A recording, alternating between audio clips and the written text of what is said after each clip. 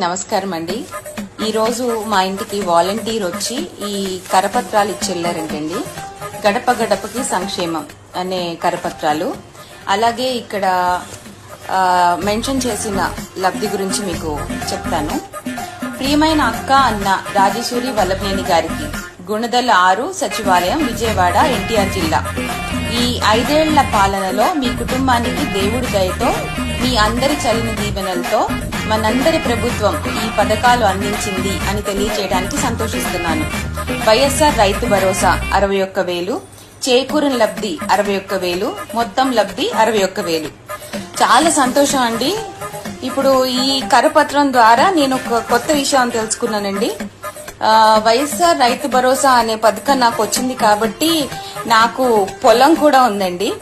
ఆ పొలం ఎక్కడుందో నాకు తెలియదండి.